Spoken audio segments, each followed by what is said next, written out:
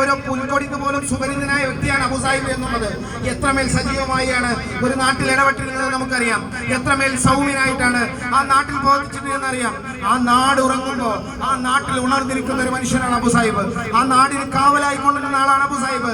അവിടെ ഒരു വെള്ളത്തിന് ബുദ്ധിമുട്ടുണ്ടായാൽ അർദ്ധരാത്രി എന്നോ നട്ടുച്ചയെന്നോ പകലെന്നോ വെയിലെന്നോ മഞ്ഞെന്നോ നോക്കാതെ ആ സാധാരണക്കാരായ നാട്ടുകാർക്ക് വേണ്ടി പ്രവർത്തിച്ച സാധാരണക്കാരനായ ഒരു മെമ്പറാണ് അബു സാഹിബ്.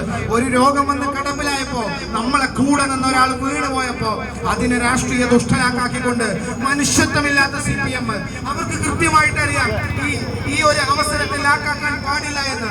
ധാർമ്മികപരമായ എന്തെങ്കിലും ഉത്തരവാദിത്തമുണ്ടെങ്കിൽ അത് ഏറ്റെടുക്കാൻ പാടില്ല എന്ന് കൃത്യമായി അറിയാവുന്ന CPM ഇതിനു വേണ്ടി ചൊയഞ്ഞിറങ്ങുകയാണ്. ഇതിനുവേണ്ടി അധികാരികളുടെ വാതിൽ മുട്ടുകയാണ്. നമുക്കൊന്ന് അവിശ്വാസം കൊടുത്താൽ നസീറമോളെ പ്രസിഡന്റുമാക്കിയിട്ടുകൊണ്ട് ഞങ്ങൾക്കൊന്ന് പ്രസിഡന്റ് കസേരയിൽ ഇരിക്കാനോ എന്നുള്ളത്. ഇന്നലെ തന്നെ നമ്മൾ മനസ്സിലാക്കിയത് ഈ CPM-ഉം ഇവിടുത്തെ CPM-ന്റെ ആളുകളും ഇവിടുത്തെ മെമ്പർമാരും കിരീടവും ചെങ്കോലും വാങ്ങി തലമാരയിൽ സൂക്ഷിച്ചിട്ടുണ്ട് എന്നുള്ളതാണ് ഞങ്ങൾ മനസ്സിലാക്കുന്നത്. അതണിയാൻ നിങ്ങളുടെ തലക്ക് വലിപ്പം പോരാ എന്നുള്ളതാണ് ഐക്യജനാധിപത്യ മുന്നണിക്ക് പറയാനുള്ളത്.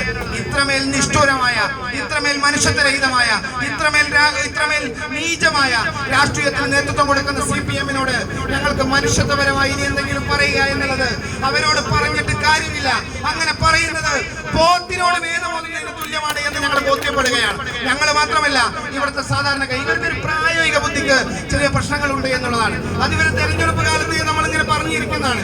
200 രൂപയ്ക്ക് ഗ്യാസ് കൊടുക്കണമെന്ന് പഞ്ചായത്ത് തെരഞ്ഞെടുപ്പിൽ മത്സരിക്കുന്ന ഒരു സ്ഥാനാർത്ഥി പറഞ്ഞിട്ടുണ്ടെങ്കിൽ എത്രമേൽ പരിഹാസ്യനാണ് ആ സ്ഥാനാർത്ഥി എന്നുള്ളതാണ് ഞങ്ങൾക്ക് ചോദിക്കാനുള്ളത്. ഇങ്ങനെ പ്രായോഗിക ബുദ്ധിയില്ലാത്ത അന്തം കമ്മികളെ പോലെ വെറുതെ ഇല്ല ഇവര് ഈ സോഷ്യൽ മീഡിയയിലും സൈബർ ഇടങ്ങളിലൊക്കെ കമ്മികളെന്ന് വിശ്വസിപ്പിക്കുന്നത്. ഇത്രമേൽ കമ്മിയായതുകൊണ്ട് തന്നെയാണ്.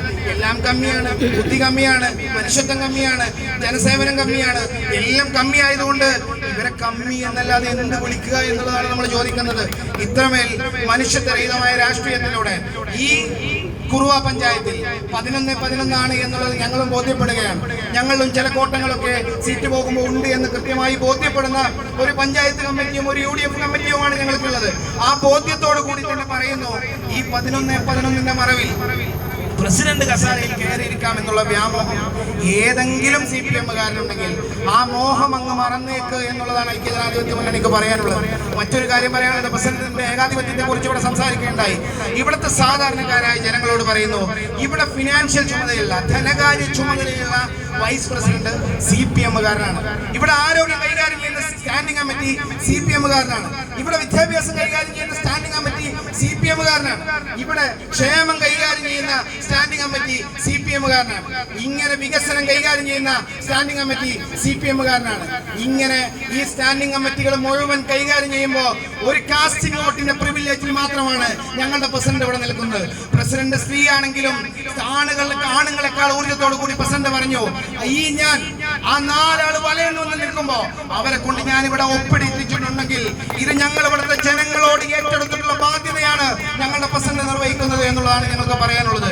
അതുകൊണ്ട് ഈ രാഷ്ട്രീയവുമായി ഇനി വരാൻ പോകുന്ന പഞ്ചായത്ത് തെരഞ്ഞെടുപ്പിൽ, ഇനി വരാൻ പോകുന്ന നിയമസഭാ തെരഞ്ഞെടുപ്പിൽ, ഇനി വരാൻ പോകുന്ന തെരഞ്ഞെടുപ്പുകളിൽ ഐക്യജനാധിപത്യ മുന്നണിയോടെ മുട്ടാനാണ് നിങ്ങൾ തീരുമാനമെങ്കിൽ ഞങ്ങളുടെ എല്ലാ പരാജയങ്ങളെയും ഉൾക്കൊണ്ടുകൊണ്ട് പൂർവാധികം ശക്തിയോടുകൂടി ഈ പഞ്ചായത്ത് തെരഞ്ഞെടുപ്പിൽ CPM-നെ അപ്രത്യക്ഷമാക്കിക്കൊണ്ട് ഐക്യജനാധിപത്യ മുന്നണി ഇവിടെ തിരിച്ചു വരുമെന്നുള്ളതാണ്. പിന്നെ ചില വീമ്പ് പറയലുകളാണ്, ചില വീരവാദം മുഴക്കലുകളാണ്, ചില വെല്ലുവിളികളാണ്.